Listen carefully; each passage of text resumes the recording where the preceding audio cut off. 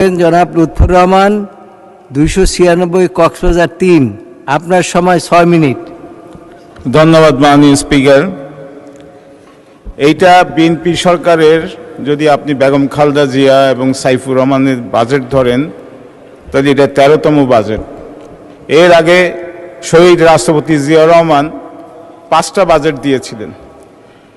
BNP জাতীয়তাবাদী সরকার যতগুলো budget দিয়েছে মাননীয় স্পিকার, সবগুলাই সফলতার সাথে বাস্তবায়ন করেছেন। আমাদের অভিজ্ঞতা আছে কিভাবে বাজেট বাস্তবায়ন করবে, এবং আমরা এই যে আজকে মাননীয় প্রধানমন্ত্রী তারেক রহমান এবং আমাদের এই যে সফল বাণিজ্য মন্ত্রী এক সময়ের, এখন আমাদের মাননীয় অর্থমন্ত্রী জনাব আমির খসরু মাহমুদ চৌধুরীর নেতৃত্বে ইনশাআল্লাহ এই বাজেট অবশ্যই বাস্তবায়ন হবে। আপনারা যেভাবে বক্তব্য রাখতেছেন ওই পাশ থেকে মনে হয় যে আমরা 10-12 বছর আগে থেকে ক্ষমতা চালিয়ে আসতেছি।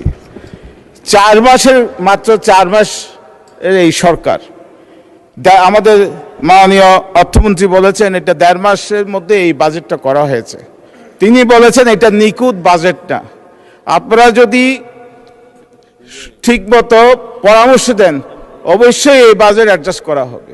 নির্বাচনী এলাকার কথা বলতে চাই, গতবারও ঝামেলার জন্য নির্বাচনী এলাকার কথা বলতে হয় নাই, ওনারা বিভিন্নভাবে আমাকে বক্তব্য রাখতে দেয়নি। আমার নির্বাচনী এলাকায় যে সমগ্র কক্সবাজার জেলা পর্যটন, সমুদ্র সম্পদ, মৎস্য, লবণ, বন্দর, সীমান্ত বা বাণিজ্যের জন্য জাতীয়ভাবে অত্যন্ত গুরুত্বপূর্ণ। কক্সবাজারকে শুধু একটি পর্যটন শহর হিসেবে নয়, একটি সমন্বিত সামুদ্রিক অর্থনৈতিক অঞ্চলে রূপান্তর করতে হবে। কক্সবাজার উন্নয়নের স্বার্থে আমি নিম্নলিখিত প্রস্তাবগুলি বিবেচনায় উপস্থাপন করছি। কক্সবাজারের সমুদ্র বিজ্ঞান, সামুদ্রিক জীববৈচিত্র্য, জলবায়ু এবং ব্লু ইকোনমি গবেষণা ভিত্তিক একটি বিশেষায়িত পাবলিক বিশ্ববিদ্যালয় প্রতিষ্ঠা করার জন্য আবেদন জানাচ্ছি। কক্সবাজার পৌরসভাকে সিটি কর্পোরেশন উন্নত করার জন্য আবেদন জানাচ্ছি।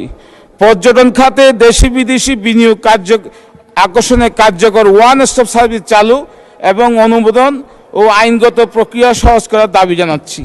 লবণ চাষিদের ন্যায্য মূল্য, প্রযুক্তি সংরক্ষণ ও বিপণন সহায়তার জন্য একটি স্বতন্ত্র লবণ বোর্ডের দাবি জানাচ্ছি। ফতাগারগুলি ইউনিয়নকে পৌরসভায় উন্নত করা এবং কক্সবাজার জেলার রামু উপজেলার পূর্বাঞ্চল নিয়ে নতুন বাকখালী উপজেলা গঠনের সম্ভাব্যত পরীক্ষা করা। চট্টগ্রাম কক্সবাজার মহাসড়কের পর্যায়ক্রমে 6 লেনে উন্নত করা। ঈদগাঁও উপজেলায় প্রশাসনিক ভবন, ফায়ার সার্ভিস স্টেশন, পূর্ণাঙ্গ স্বাস্থ্য কমপ্লেক্স দ্রুত নির্মাণ। কক্সবাজার সিটি কলেজ, ঈদগাঁও রশিদ আহমদ কলেজকে সরকারি করার বিষয়টি অগ্রাধিকার ভিত্তিতে বিবেচনা করার জন্য আবেদন জানাচ্ছি।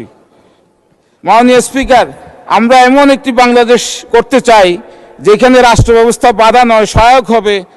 শিক্ষা শুধু সনদ নয়, দক্ষতা সৃষ্টি করবে। স্বাস্থ্যসেবা সুবিধা নয়, নাগরিক অধিকার হিসেবে প্রতিষ্ঠিত হবে এবং উন্নয়নের সুফল অঞ্চল, শ্রেণী, পরিচয় নির্বিশেষে সবার কাছে পৌঁছাবে।